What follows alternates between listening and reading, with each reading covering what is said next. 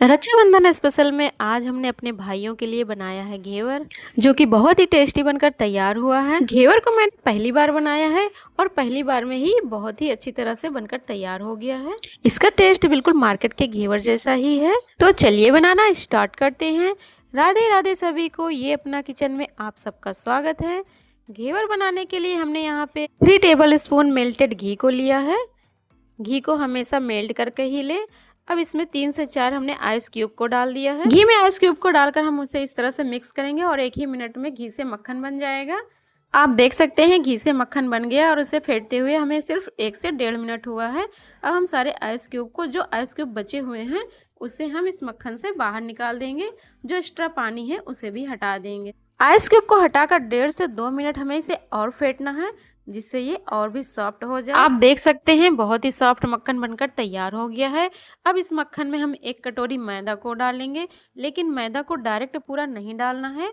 इस मक्खन में थोड़ा मैदा डालना है, मिक्स करना है, फिर थोड़ा मैदा डालना है, फिर मिक्स करना है। इस तरह से 3 से 4 बार हम मैदा को डालकर इसमें मिक्स करेंगे। जब 1 कप मैदा को पूरी तरह से हम मक्खन में मिक्स कर लेंगे, तब हम 1 कप दूध लेंगे। दूध को भी हमें इसी तरह से डालना है। थोड़ा दूध डालना है, फिर मिक्स करना है, फिर थोड़ा दूध डालना है, फिर मिक्स करना है। इस तरह से 3-4 बार दूध डालकर हम इसमें मिक्स करेंगे। यहाँ पे हम थोड़ा थोड़ा करके दूध को मैदे में इसलिए मिक्स कर रहे हैं जिससे कि मैदे में कोई लम्स ना पड़े। जब 1 कप दूध पूरा खत्म हो जाए तो उसके बाद हम इसमें पानी डालेंगे। पानी यहाँ पर हम 2 कप डालेंगे, उसे भी हम थोड़ा थोड़ा करके डालेंगे और अच्छे से मिक्स करेंगे। मिक्स करने के बाद इसे हम एक छन्नी में छान लेंगे, जिससे कि कोई भी गांठ इसमें ना रहे। छानने के बाद जो भी लम्स रहे उसे चम्मच से या फिर हाथों से रगड़कर उसे निकाल दें। इस तरह से हमारा घेवर का बैटर बनकर तैयार हो चुका है। आप इसकी कंसिस्टेंसी देख सकते हैं, हमें बिल्कुल ऐसा ही रखना है। कुछ लोग घेवर के बैटर में नींबू का रस भी डालते हैं, पर मैंने यहाँ पर कोई नींबू का रस नहीं डाला है। अब एक दूसरे बर्तन में बर्फ को रखकर इस घेवर के बैटर के बर्तन को उसके ऊपर रख देंगे। घेवर को रखने के लिए थाली के ऊपर एक छन्नी रख लें। यहाँ पे घेवर मैं एक भगोने में बना रही हूँ और उसमें घी डाल देंगे।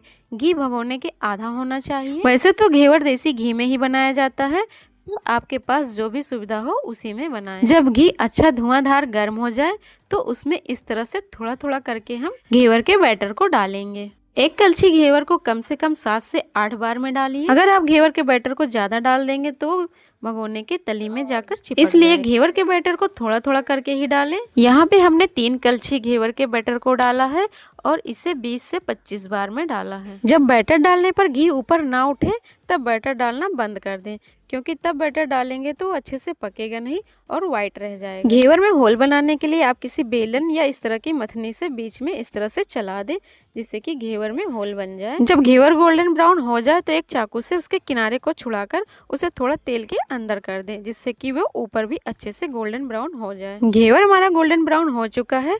किसी बेलन या इस तरह से मथने से हम बीच से उसे उठा लेंगे और ये बहुत ही आराम से तेल से निकल जाता है। इस तरह से हमने सारे घेवर बनाकर तैयार कर लिए हैं और हमने घेवर को बहुत मोटा नहीं बनाया है। आप देख सकते हैं हमारे घेवर दिखने में कितने अच्छे लग रहे हैं और बिल्कुल परफेक्ट बनकर तैयार। अब घेवर में रबड़ी लगाने के लिए हम रबड़ी तैयार करेंगे।